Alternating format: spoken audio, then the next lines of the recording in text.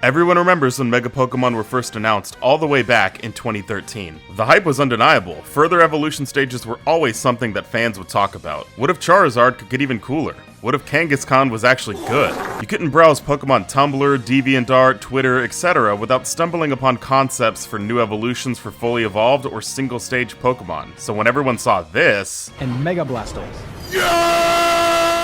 Yeah, it was pretty exciting.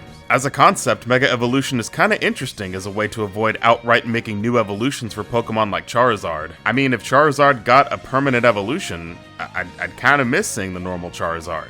Everyone always likes the first and last stages of an evolutionary line, but the middle ones rarely get much attention in comparison. But since the Megas were temporary, that solves that problem. This is still just Charizard, but he's blue now. But being neat in concept doesn't necessarily translate to being that great in execution. Megas were so half-baked that it's kinda disappointing. First of all, some of these designs are just kind of whatever. Why does it exist? Who asked for this? Like, yeah, Mega Gengar looks sick, but Mega Blastoise just gets an extra cannon. Yeah, Mega Kangaskhan's baby coming out to fight is pretty cool, but that's it? Where's the rest of you? I feel like if you're gonna give us designs like this on some Megas, then you should probably give that sort of attention to all of them. There aren't that many Mega Pokemon, so I feel like they should have made all of them look equally cool, or at least did a little better here. And I realize this is very subjective, which ones are cool and which ones aren't, but I think everybody can agree that really some are better than others. Or at least some look like they were given a lot more attention than others.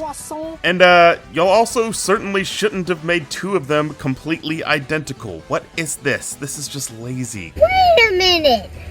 Who are you? Maybe it's just me, but some of these designs they just don't do it for me. Second, the way Mega Evolution is integrated into the game is honestly kind of embarrassing. Not counting post-game content, only the evil team leader, the champion, and your rival even Mega Evolve in-game. And technically one gym leader, but she doesn't really count because that battle's kind of just a freebie. And your rival only does it in the last battle with them. In Omega Ruby and Alpha Sapphire, there's a few more, but I definitely think they should have had way more NPCs use Megas. X and Y in particular are already so easy that at least giving each gym leader a Mega Evolution would have gone a long way to adding at least some difficulty. Most of the Mega Evolutions would go entirely unused if the player didn't use them, and that is just crazy to me. Compare this to Z-Moves, Dynamax, and Terastallization, where at minimum, all of the gym leaders, Kahunas, and Elite Four members use them. Unless you're this guy and hate those Dynamax using normies. I'm all alone, nobody care me. I just cannot believe that they added such a huge game-changing mechanic only for the player to be the only one who really takes full advantage of it. It's just really disappointing. Third, Megas turn PvP into a game of haves and have-nots. Mega Pokemon are so powerful, in some cases more powerful than legendaries, so you're really leaving yourself at a disadvantage if you don't bring one. But like, what if you don't like any of them?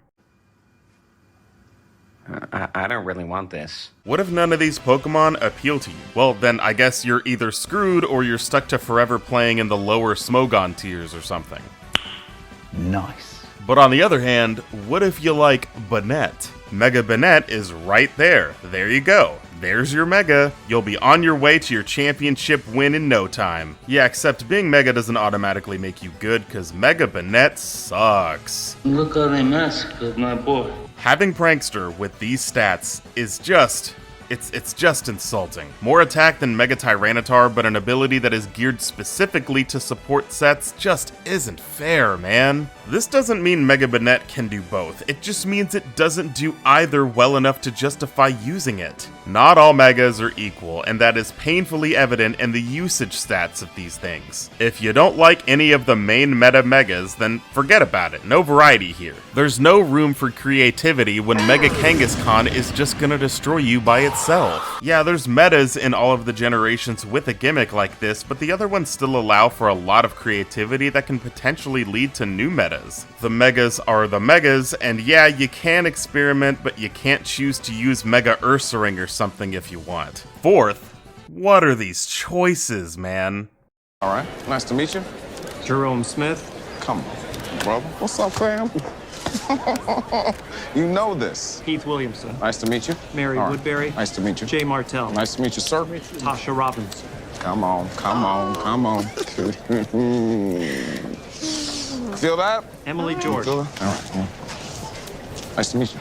Why did we give megas to Pokemon who don't need them? Charizard? Sure, Charizard sucks. Makes sense to give him this buff. And if you give it to Charizard, you gotta give it to his buddies. This makes sense. But why did Tyranitar need a Mega Evolution? A lot of these are just overkill. Metagross wasn't exactly struggling for more power, Gyarados is already good by itself, and don't even get me started on Rayquaza. It's especially bad when they make a Mega that's worse than the original. I don't care how big your sword hands are, they still weren't worth losing speed. You didn't deserve a Mega in the first place, and when you did get one, it made you actively worse. I ain't gonna lie, I'm getting cooked. Pidgeot, Beedrill, Mawile, Sableye, these are all Pokemon who needed buffs like this. You're telling me that Salamence can get a Mega it doesn't need, but Flygon gets to remain abysmally mediocre? Seriously? There were just a lot of wonky decisions when it came to choosing who gets a Mega, their stat changes, abilities, designs. It's just all so weird and doesn't seem very well thought out. It's honestly kind of crazy to me that people remember Megas so fondly. I really wish they were done better. I want to like this gimmick, but it's just not as creatively fun as Dynamax and Terastallization. You can say what you want about those gimmicks, I have my problems with them too, but the fact that they don't restrict the entire gimmick to just a handful of Pokemon makes them superior in my mind. Megas are cool, I guess, they just aren't for me. Maybe Pokemon Zaza will change my mind, who knows? But it definitely won't change my mind on these two. Seriously, what were they thinking? Why isn't Latias red? What the fuck?